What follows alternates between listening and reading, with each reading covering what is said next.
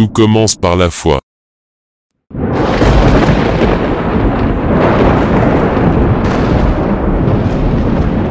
Tout finit par la foi.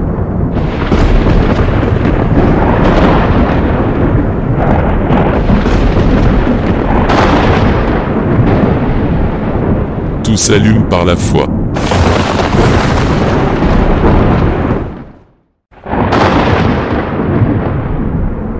Tout s'éteint par la foi. Mes bien-aimés en notre Seigneur Jésus-Christ de Nazareth, à l'approche de la crucifixion de notre Sauveur et Messie le Christ, l'Esprit de Dieu nous a mis à cœur de vous entretenir sur les différentes personnes ou les acteurs qui ont participé à la crucifixion du Christ. Vous savez que la crucifixion du Christ et sa mort ont été préparées, ont été complotées, ont été, si vous voulez, conçues par plusieurs acteurs. Nous ne pourrons pas les énumérer tous, mais nous allons parler de certains acteurs que nous croyons être importants, des acteurs clés de la crucifixion du Christ. Dans cette première partie, nous allons commencer par les pharisiens. Nous allons donc entreprendre une étude concernant les pharisiens.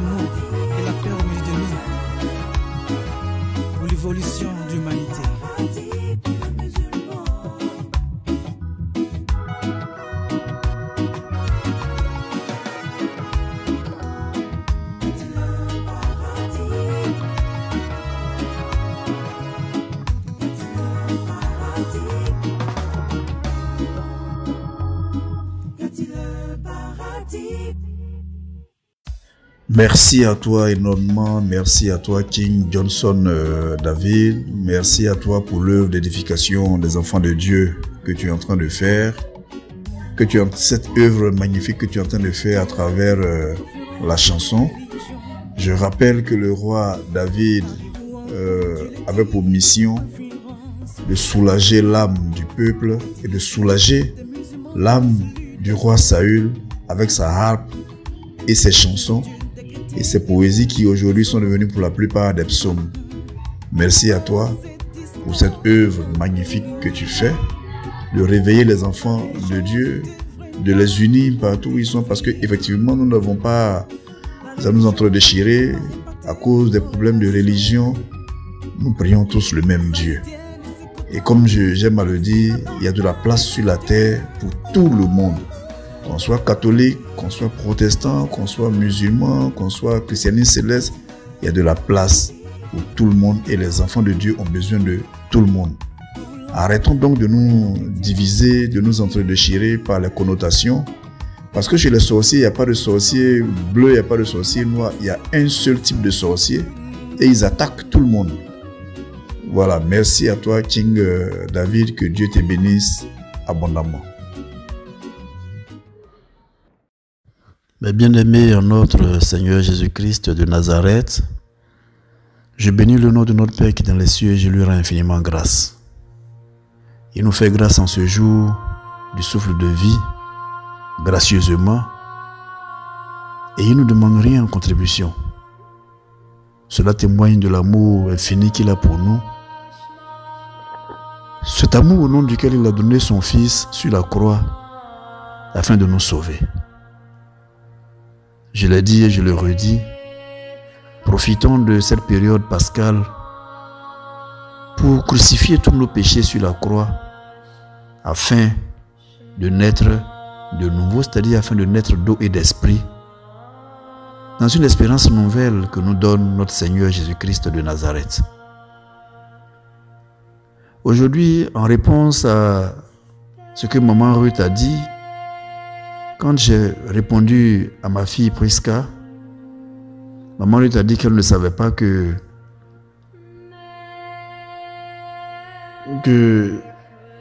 Lazare, ressuscité par le Christ, avait été tué simplement parce que les humains ne voulaient pas que la divinité de notre Seigneur Jésus-Christ de Nazareth soit manifestée sur terre.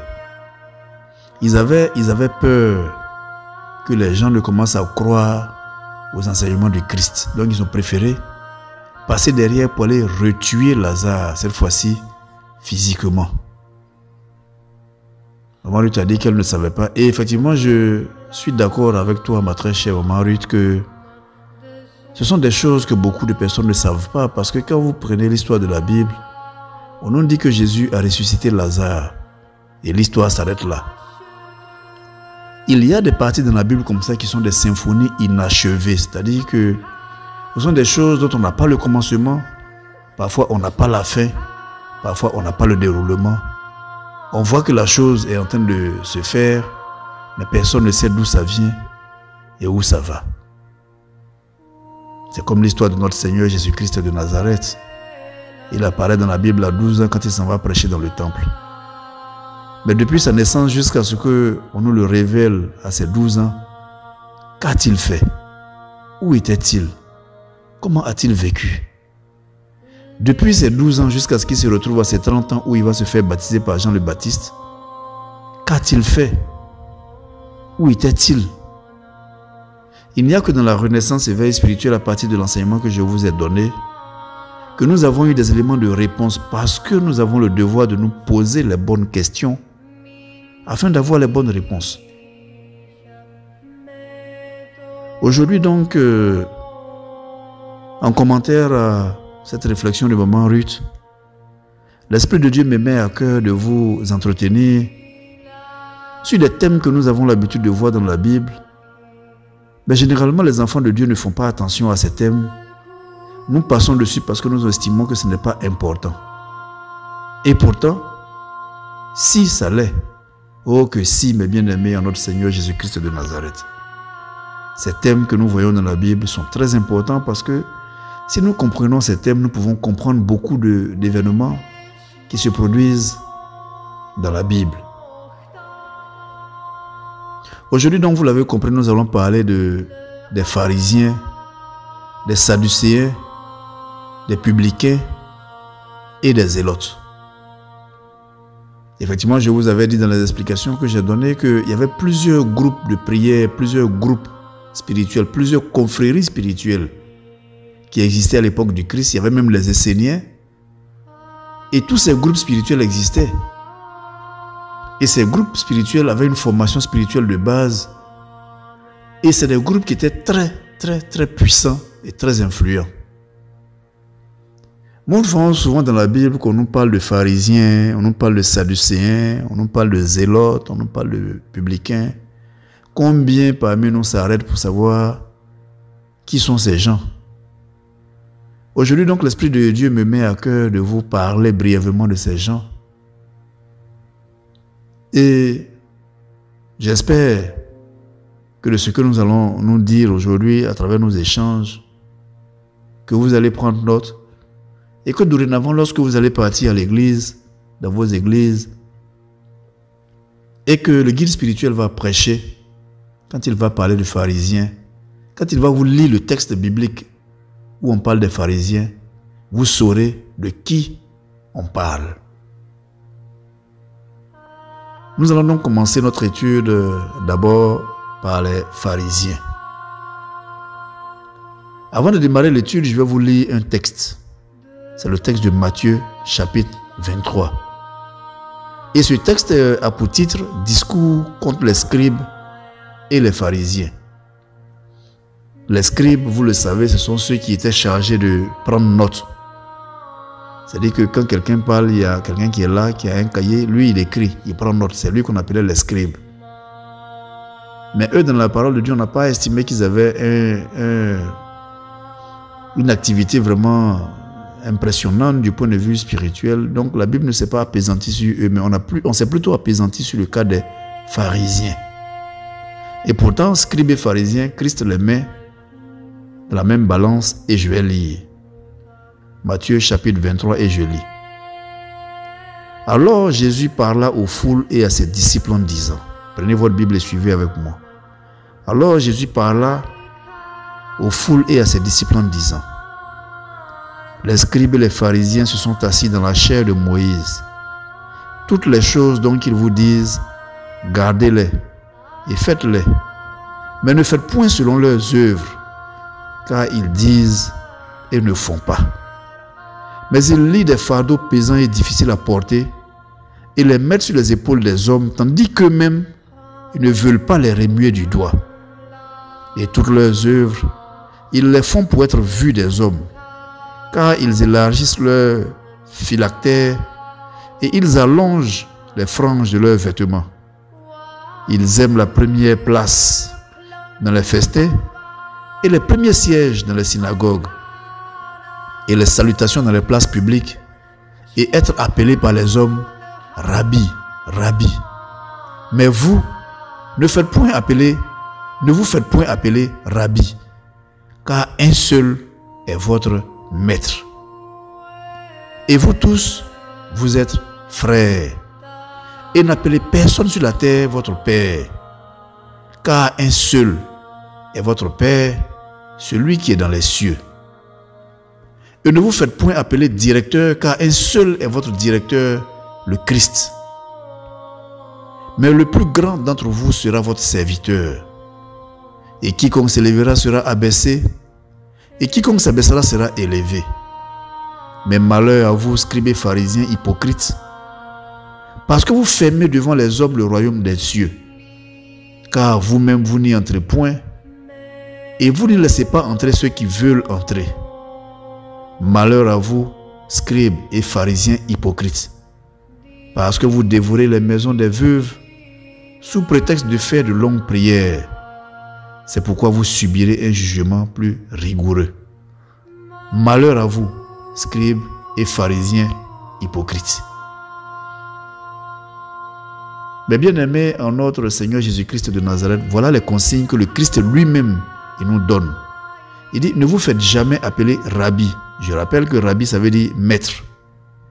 Il dit, n'appelez personne sur la terre votre Père, car un seul est votre Père. Et il s'attaque violemment aux pharisiens et aux scribes et il les traite d'hypocrites.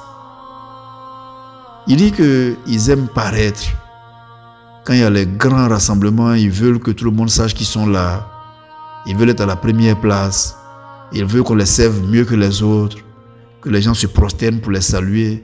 Donc le Christ les traite d'hypocrites. Mais bien aimé en notre Seigneur Jésus-Christ de Nazareth, la question maintenant est la suivante. Pourquoi Jésus était-il si violent envers les scribes et les pharisiens? Pourquoi il était si violent envers les pharisiens? Voyez-vous mes bien-aimés en notre Seigneur Jésus-Christ de Nazareth, quand vous prenez le Nouveau Testament, très souvent, on fait référence aux pharisiens, on parle des pharisiens. Mais en général, tout ce qu'on dit, c'est mauvais. C'est-à-dire qu'il n'y a pas un seul passage où on dit du bien des pharisiens. Tout au contraire, le Christ était tout le temps en conflit avec eux. Ils étaient tout le temps en tiraillement. Il leur faisait même des reproches très graves. Très graves.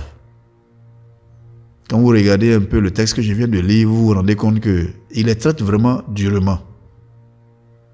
Il va plus loin, il dit, malheureux êtes-vous, scribes et pharisiens hypocrites, parce que vous fermez à clé le royaume des cieux devant les hommes.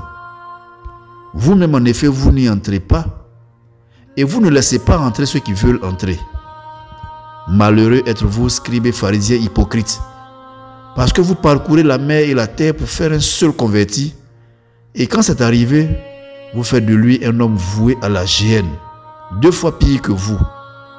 Malheureux êtes-vous, guides aveugles, vous qui dites, si l'on fait un serment par le sanctuaire, il est nul.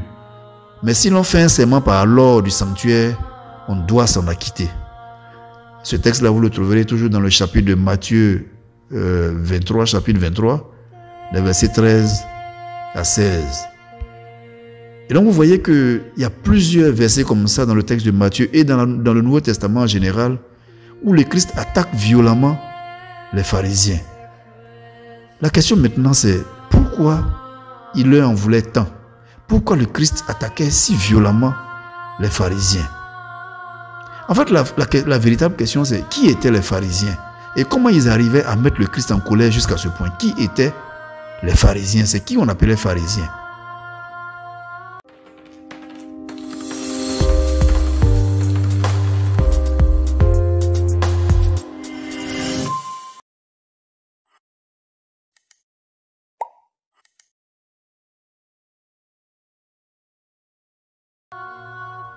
Mais bien aimé en notre Seigneur Jésus-Christ de Nazareth, il faut savoir que le pharisaïsme c'est la science des pharisiens.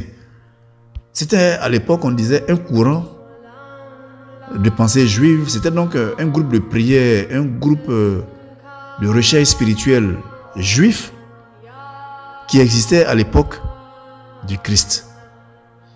Et il se trouve que le nom pharisien tire ses origines d'un mot grec, ou un mot grec qui lui-même a été découlé d'un mot hébreu qui veut dire parash.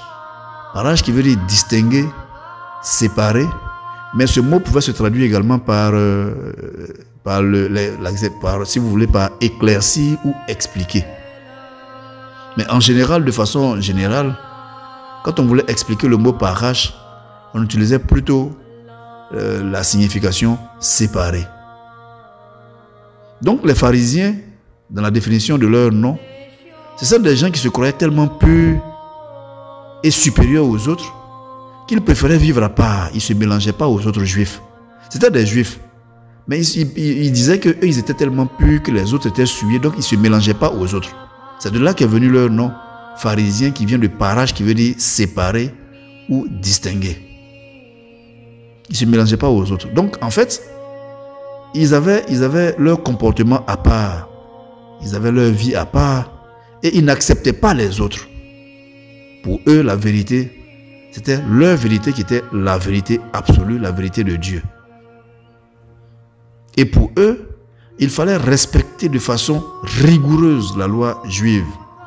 Et donc, par le respect rigoureux de la loi juive, ils ont estimé qu'on devait séparer entre les juifs pieux, c'est-à-dire ceux qui croyaient en Dieu, et les autres juifs. Vous voyez, dans le même groupe ethnique, dans le même groupe racial, les pharisiens ont créé une distinction entre eux qui croyaient en Dieu et les autres que eux ils présentaient comme ne croyant pas en Dieu. Au fond, quand vous regardez dans notre vie de tous les jours, c'est ce que nous tous on fait. Quand on est dans une église, on pense que c'est nous qui croyons en Dieu, que toutes les règles de Dieu là, c'est nous qui les avons. Et que les autres, ceux qui font là, c'est démoniaques qui ne croient pas en Dieu.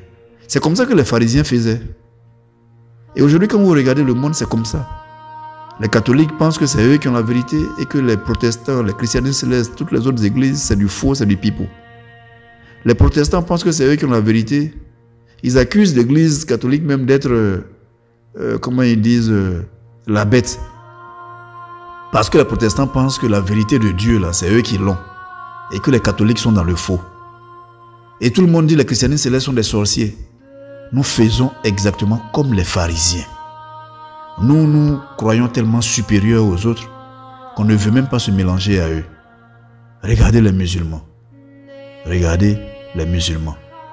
Ils sont tellement supérieurs aux autres qu'ils ne tolèrent pas la présence des autres. Ils le tolèrent, mais dans leur comportement de tous les jours, c'est des agressions à n'en point finir. Et pourtant, il y a de la place sur la terre pour tout le monde. Nous nous comportons tous comme des pharisiens. Alors, les pharisiens disaient que eux, ils connaissaient la parole de Dieu mieux que tout le monde. Ils disent que c'est à eux seuls que Dieu parle. Je répète, les pharisiens disaient à l'époque que c'est à eux seuls que Dieu parle. Ils ont même commencé à rentrer dans la politique. Et eux, ils avaient cette caractéristique-là qu'ils acceptaient la présence des Romains. Je rappelle qu'à l'époque, les Juifs étaient sous la domination d'un colon qui était Rome. C'est-à-dire Rome avait colonisé les contrées juives et Rome s'était installé comme un envahisseur. Mais les pharisiens acceptaient la présence de Rome parce que Rome leur permettait de pratiquer leur religion. Eux, tant que tu reconnais qu'ils sont des êtres exceptionnels et que c'est à eux seuls que Dieu parle, ils te laissent faire ce que tu veux. Donc, ils toléraient la présence des Romains. Ils étaient divisés en plusieurs groupes. Il y en a parmi eux qui souhaitaient que tous ceux qui ne sont pas pharisiens, qui sont païens, qu'on les extermine tous. Je répète, dans le groupe des pharisiens, il y en a qui estimaient que tous ceux qui ne sont pas pharisiens, on devait les exterminer parce qu'ils sont païens et ne croient pas en Dieu. Alors, voilà le problème que ça posait. Et à côté d'eux, il y a un groupe qui a dit qu'il fallait suivre l'enseignement d'Ésaïe et il faut ramener à nous ceux qui ne sont pas convertis afin de les convertir pour les ramener à la vraie foi. Donc il y a un groupe qui dit les païens, là, ceux qui ne sont pas pharisiens, tuons-les.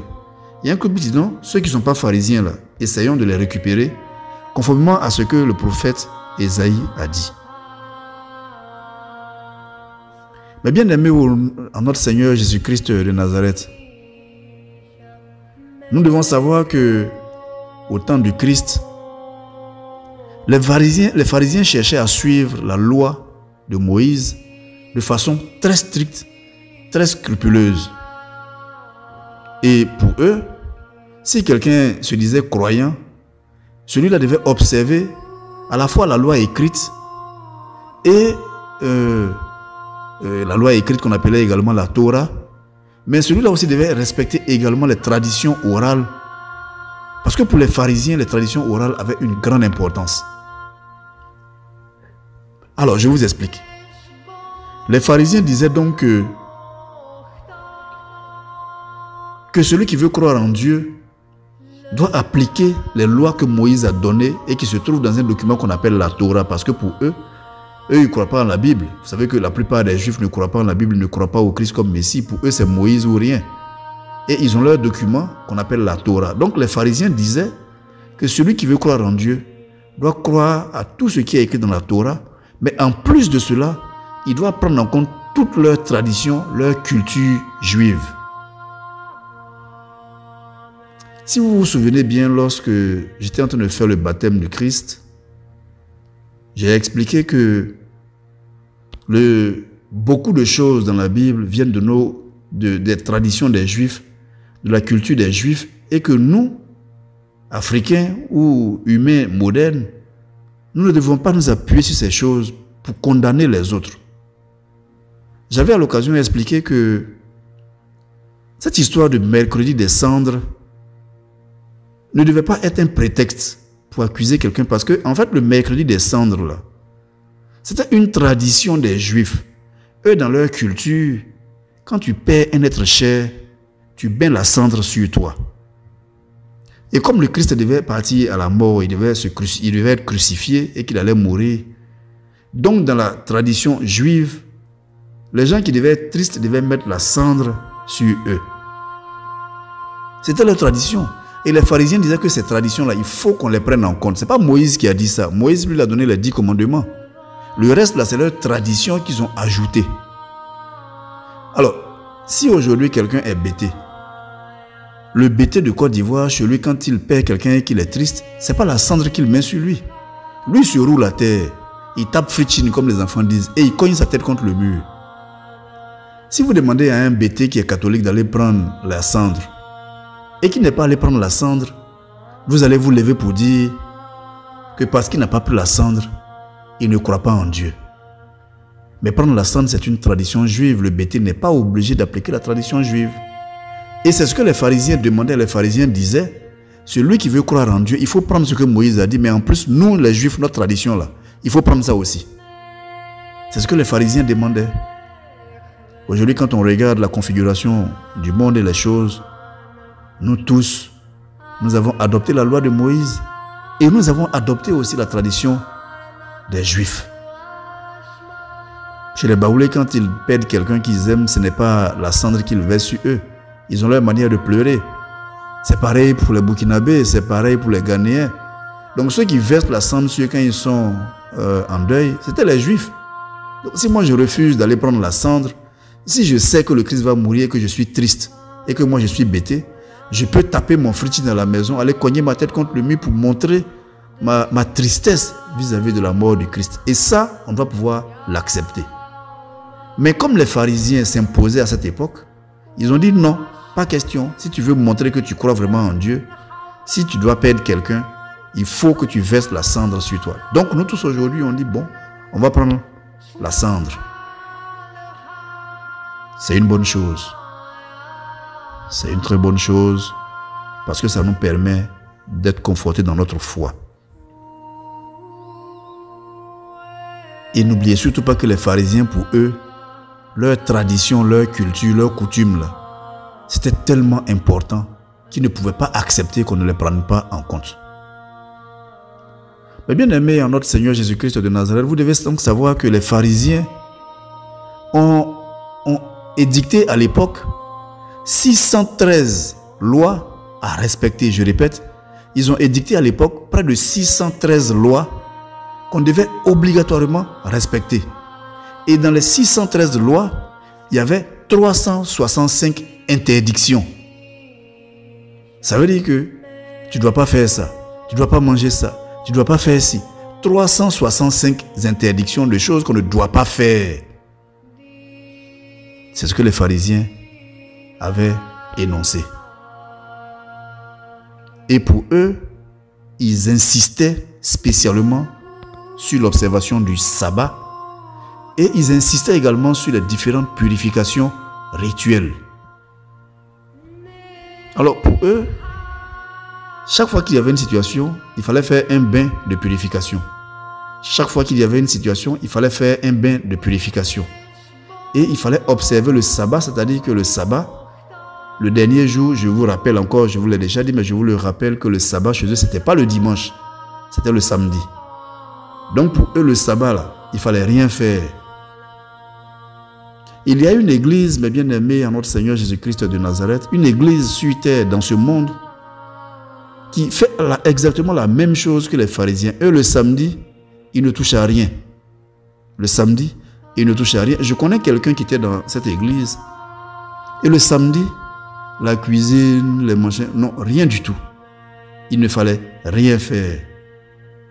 Alors cette personne-là, une fois dans une causerie, je lui ai dit, mais comment tu peux savoir que la route sur laquelle tu marches le samedi pour aller à l'église n'a pas été fabriquée le samedi? Peut-être que cette route-là, les gens ont travaillé samedi pour que la route-là soit finie, pour que toi tu marches dessus. Pourquoi tu marches sur cette route qui a été faite le samedi, alors que tu dis que le samedi on ne doit rien faire et que tu ne dois toucher à rien? Pourquoi? Pourquoi tu marches sur cette route qui a été faite le samedi, c'est-à-dire le jour du sabbat? Il faut peut-être t'envoler.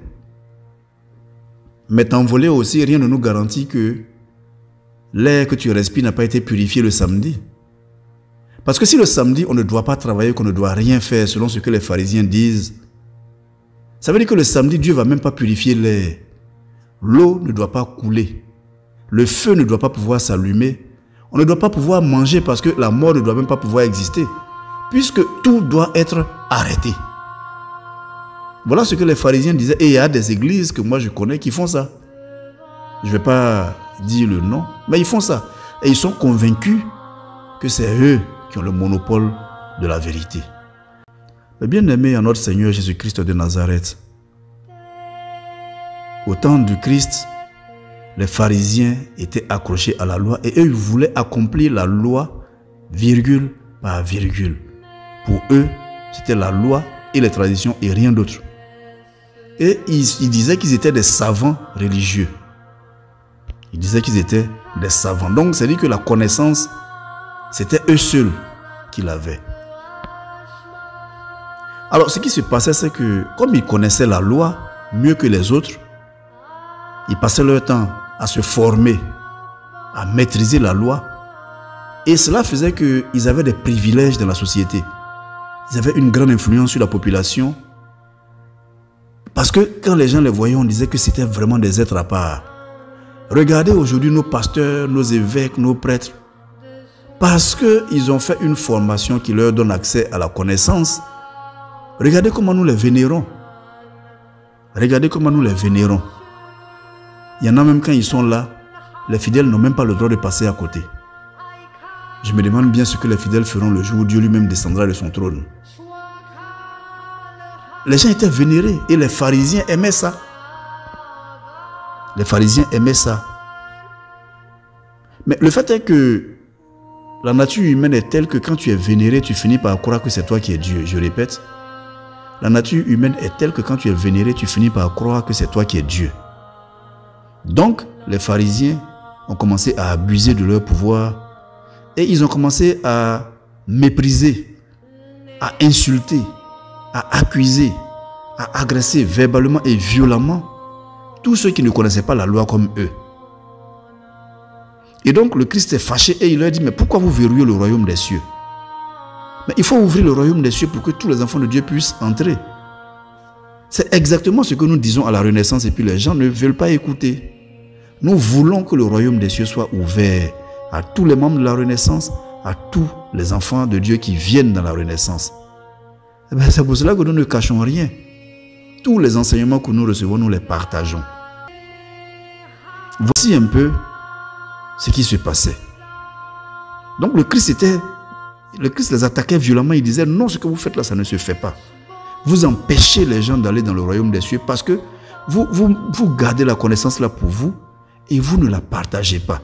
Mais plus grave, ceux qui viennent vers vous pour apprendre, parce qu'ils ne connaissent pas, vous les chassez, vous les humiliez, vous les brimez. Donc je ne suis pas d'accord. Donc le Christ n'était pas d'accord avec eux. Il dit, mais ce qui est marrant, c'est que vous-même là, vous pensez connaître la loi, mais vous n'entrez pas dans le royaume des cieux. Et ceux qui veulent compter sur vous pour pouvoir entrer, vous les empêchez d'entrer parce que vous ne voulez pas les former. Voici les enseignements qui nous ont conduits à dire que nous allons vulgariser la formation et que notre credo, c'est que chaque enfant de Dieu soit formé à la connaissance des choses célestes. Alors, il y a un autre problème, c'est que, contrairement à ce que les pharisiens voulaient faire croire, eux-mêmes là, ils n'étaient pas vertueux. Ah non, non, non, pas du tout. Parce que eux-mêmes, en tant qu'humains, avec leurs défauts, très souvent, ils violaient les propres lois que eux-mêmes, ils avaient énoncées. Ils violaient eux-mêmes les propres lois qu'ils avaient énoncées. Et donc, le Christ les traitait d'hypocrites. C'est pour ça que dans le texte que j'ai lu tout à l'heure, le Christ les traite d'hypocrites. Il les traite de sépulcres blanchis à la chaux, qui à l'extérieur ont une belle apparence, mais dont l'intérieur est rempli de sements et de toutes sortes de choses impures. Vous trouverez cela dans le texte de Matthieu chapitre 23 au verset 27. Voilà, c'est-à-dire que il disait aux gens, ne faites pas ça, mais eux-mêmes ils le font. Ça me fait penser à l'histoire d'un homme, d'un guide religieux qui va prêcher et qui va dire à ses fidèles, ne sortez pas avec les hommes mariés, Dieu punit cela, Dieu condamne cela, mais lui-même il sort avec des femmes mariées. Il va dire aux jeunes filles de la paroisse, vous devez être mariés avant d'avoir des rapports, sinon c'est de la fornication. Mais lui-même, le guide, il a des rapports. Et pourtant, il ne peut pas se marier. Mais il a des rapports. Mais il dit aux autres, tant que vous n'êtes pas mariés, n'ayez pas de rapport. Lui, il n'est pas autorisé à se marier, mais il a des rapports. Et il trouve que ça, c'est normal. Par contre, les autres ne doivent pas avoir de rapport tant qu'ils ne sont pas mariés. C'est un pharisien hypocrite. Voilà ce que le Christ dit.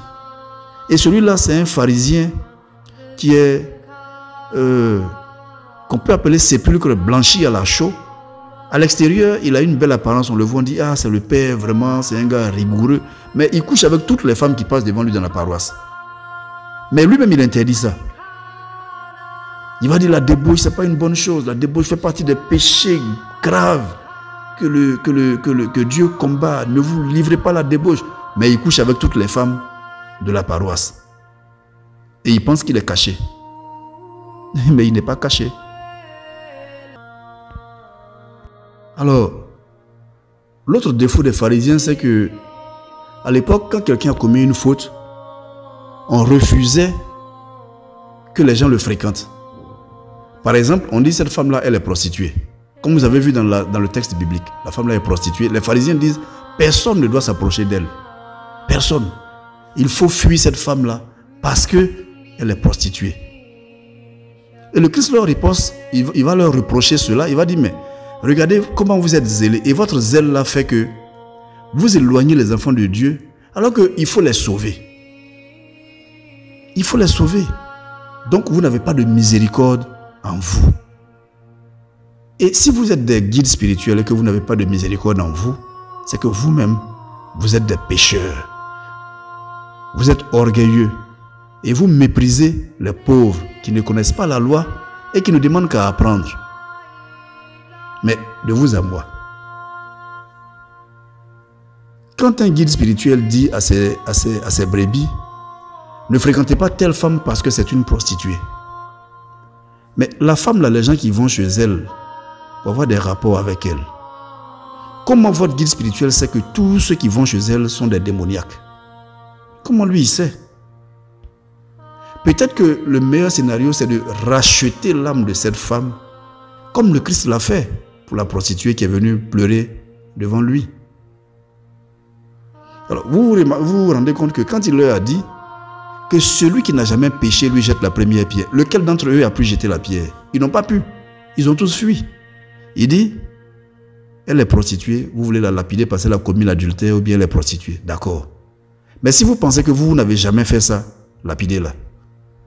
Lequel d'entre eux, mes bien-aimés en notre Seigneur Jésus-Christ de Nazareth, quand il a entendu ce texte, lequel d'entre eux a eu le courage de jeter la pierre? Au moins un seul, leur grand patron même, le patron même des pharisiens devait taper sa poitrine pour dire, moi là, je n'ai rien à me reprocher, je vais la lapider. Vous avez vu un seul qui a pu la lapider? Mais c'est ainsi que font tous les guides spirituels, tous les leaders spirituels aujourd'hui sur terre. Ils tapent leur poitrine, ils interdisent, ne faites pas ci, ne faites pas ça, alors que eux, ils le font.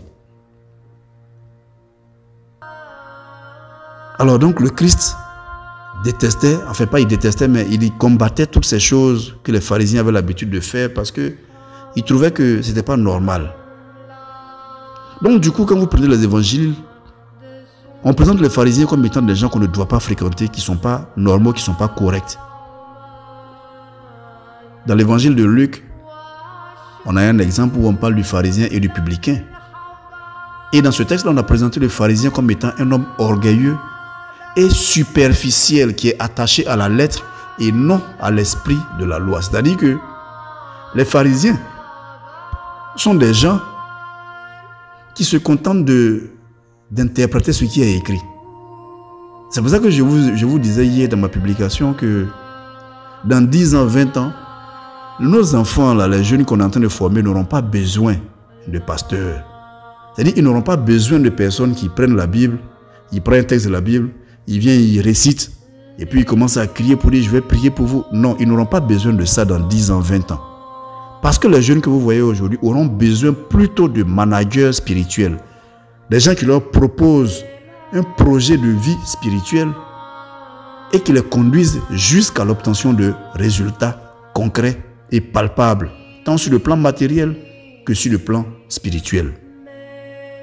Donc, pour pouvoir faire ça, il ne faut pas te contenter de lire simplement la lettre de la Bible comme si c'était un roman. Il faut maîtriser l'esprit de la loi. L'esprit de la loi veut dire que il faut pouvoir expliquer à tes fidèles ce qui n'est pas écrit. Parce que ce qui fait la Bible, ce n'est pas ce qui est écrit, c'est ce qui n'est pas écrit. Et ce qui n'est pas écrit, Dieu seul sait que c'est 1000 fois plus grand que ce qui est écrit. Alors, si le guide spirituel n'est pas capable d'accéder à ce qui n'est pas écrit, tu deviens un pharisien parce qu'en ce moment, tu es collé à la lettre de la Bible et non à l'esprit de la Bible. Voilà un peu, mes bien-aimés, en notre Seigneur Jésus-Christ de Nazareth, ce qu'on disait des pharisiens. Un pharisien, à l'époque, était très célèbre et il est devenu l'un des disciples les plus fervents du Christ. Je peux vous donner son nom, il s'agit de l'apôtre Paul. Au départ, l'apôtre Paul était un pharisien. Alors, quand les gens lisent la Bible, on a l'impression que ces gens-là, les Paul, les Pierre, les Matthieu, on a l'impression que c'est des gens qui ne connaissaient rien à la parole de Dieu et que le Christ les a ramassés comme ça. Je vous ai dit non. C'était des gens qui étaient dans des communautés spirituelles, qui avaient grandi selon une culture spirituelle. Le Christ est allé les prendre, il les a rassemblés pour faire un groupe. C'est exactement ce que nous sommes en train de faire dans la Renaissance éveil spirituel. Nous prenons les gens de plusieurs communautés et nous sommes en train de former un groupe. Alors, parmi les disciples du Christ, il y avait des zélotes. Oui, parmi les disciples du Christ, là, il y avait des zélotes. Il y avait des pharisiens. Il y avait des sadducéens. Et tous ces gens-là, Christ les a ramassés comme ça. Donc, ils avaient une culture de la spiritualité. Et il les a pris. Il leur a dit, naissez de nouveau et venez avec moi. Ce que vous avez appris jusqu'à présent là, oubliez-le. Venez, je vais vous enseigner une nouvelle vision de Dieu. En conclusion, qu'est-ce qu'on peut dire des pharisiens? Je vais vous citer quelques textes. Matthieu, chapitre 16, verset 6, Jésus leur dit, gardez-vous avec soin du levain des pharisiens et des sadducéens. Au verset 12, il dit, ce n'était pas du levain du pain qu'il avait dit de se garder, mais de l'enseignement des pharisiens et des sadducéens. C'est-à-dire que Jésus nous mettait en garde contre l'enseignement des pharisiens. Ils étaient imbus de leur personne, ils étaient sûrs de maîtriser la loi, ils disaient que c'est-à-dire que c'est eux seuls qui connaissaient la loi. Les autres là, ils étaient des ignorants. Donc, ils n'avaient pas de miséricorde et ils étaient dans l'injustice. Mais bien aimés en notre Seigneur Jésus-Christ de Nazareth, quand vous regardez aujourd'hui dans nos églises, dans nos groupes de prière, on a encore des pharisiens, c'est-à-dire des gens qui sont pleins d'autosatisfaction, qui sont orgueilleux, qui sont accapareurs, qui sont égoïstes, qui sont hypocrites, qui méprisent les pauvres, qui méprisent les chrétiens, qui méprisent les autres. Parce qu'ils ont l'impression que ceux-là n'ont pas de connaissances bibliques, donc ils ne sont rien devant eux. Quand un pasteur va donner sa chaussure à des fidèles pour laper, soit disant qu'il est en train de leur enseigner la parole de Dieu, qu'il est en train de les guérir, c'est du mépris. Quand un pasteur va enlever les dessous des femmes des gens dans une église, soit disant qu'il est en train de leur enseigner la parole de Dieu, c'est du mépris. Quand un pasteur enseigne aux gens l'art de voler, de brigander les enfants de Dieu et qu'il appelle cela la marmaille, et qu'il se fait même baptiser général de Dieu, c'est du mépris. C'est du mépris. Il faut faire attention à tous ces pharisiens. L'orgueil des pharisiens faisait que partout où ils arrivent, il faut qu'on parle d'eux. Aujourd'hui, quand vous allez sur les réseaux sociaux, quand vous allez dans les églises, quand il y a les assemblées, c'est eux qui sont devant. Toutes les places de devant là, c'est pour eux. Voilà, ils portent de jolis habits, de grosses tuniques, ils ont les meilleures places, ils ont les meilleurs, ils ont des titres, ils sont archevêques, ils sont bishops, ils sont must évangiles, ils sont tout ce que vous voulez. Ils sont toujours à la première place. Et pourtant, le Christ dit le plus petit dans le royaume des cieux sera le plus grand. C'est-à-dire que celui qui est dans la foule, le simple fidèle qui est dans la foule, qui n'a même pas eu le droit de s'asseoir devant là, celui-là a un pouvoir spirituel qui dépasse celui de l'évêque, celui du pasteur. Il a plus de considération devant Dieu. Mais comme il n'est pas un boss de l'église, comme il n'est pas un haut dirigeant de l'église, personne ne fait attention à lui. Il est assis derrière, perdu dans la foule. Parfois même quand il y a les grandes rencontres, on ne lui donne même pas de l'eau à boire. Et c'est celui-là seul qui a trouvé grâce auprès de Dieu. L'orgueil des pharisiens se traduit aussi parfois par leur jalousie. Ils étaient jaloux du Christ. Parce qu'ils estimaient que le Christ attirait des foules énormes. Et eux, ils n'étaient pas capables d'attirer ces foules-là. Donc, ils étaient jaloux. Ils disaient, mais ce gars-là, lui, il est qui? Et puis tout le monde va chez lui, les gens ne viennent pas chez nous. Vous voyez? Et c'est le problème qu'on a dans nos églises aujourd'hui. Les gens se battent pour avoir le maximum de fidèles. Je veux avoir 1000 fidèles. Je veux avoir 2000 fidèles. Moi, dans ma communauté, j'ai 100 000 fidèles. Les gens se battent pour les chiffres. Ils se battent pour les chiffres. Ils vont même jusqu'à avoir des féticheurs, c'est-à-dire à pactiser avec le diable pour avoir des chiffres, pour que l'église soit remplie. La qualité de ceux qui viennent dans l'église, ce n'est pas leur problème. Il faut que l'église soit remplie pour qu'on dise, lui là c'est un puissant pasteur, dans son église il y a du monde. Et donc les gens faisaient la guerre au Christ pour ça. Pourquoi lui les gens partaient chez lui, alors que lui il ne faisait rien pour attirer les gens. Il proclamait simplement la parole de Dieu, ça suffisait et les gens partaient. Car là où se trouve la vérité, là se dirigent les âmes de Dieu. En fait, les pharisiens, là, quand ils écoutaient les enseignements du Christ, ils savaient que le Christ venait de Dieu. Ils savaient qui était le Christ. Mais par orgueil et par jalousie, ils ne voulaient pas reconnaître publiquement la grandeur du Christ. Et c'est leur orgueil qui les poussait à haïr le Christ. Ils sont même jusqu'à aller dire que c'est par le prince des démons que le Christ chasse les démons. Matthieu chapitre 9, verset 34. Et finalement, ils ont conspiré pour le faire mourir. Les pharisiens jeûnaient. Ils priaient. Ils priaient. Ils respectaient la loi. Ils respectaient le sabbat. Ils respectaient tout ce qui était écrit dans la Bible. Mais leur cœur était sec et dur. Sans miséricorde.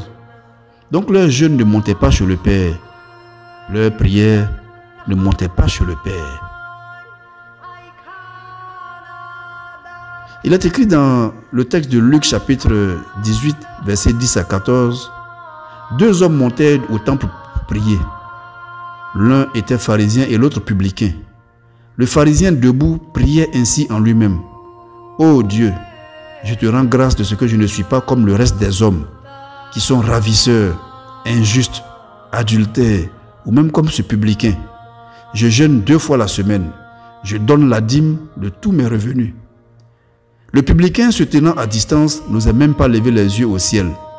Mais il se frappait la poitrine en disant, « Ô Dieu, sois apaisé envers moi, qui suis un pécheur. » Je vous le dis, celui-ci descendit dans sa maison justifié plutôt que l'autre. Car quiconque s'élève sera abaissé et celui qui s'abaisse sera élevé. Mais bien aimés en notre Seigneur Jésus-Christ de Nazareth,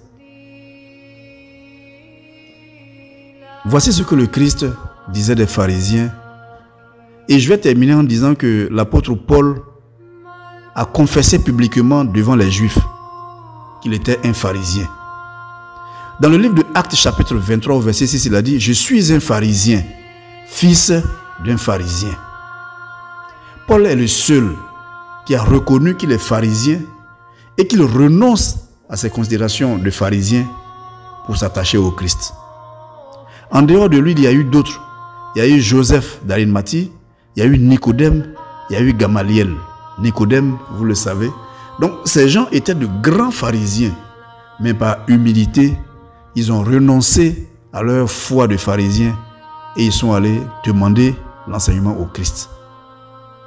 Vous aussi, si vous êtes un guide spirituel et que vous savez que vous avez des lacunes, avec humilité, vous pouvez vous approcher d'autres personnes pour avoir la connaissance.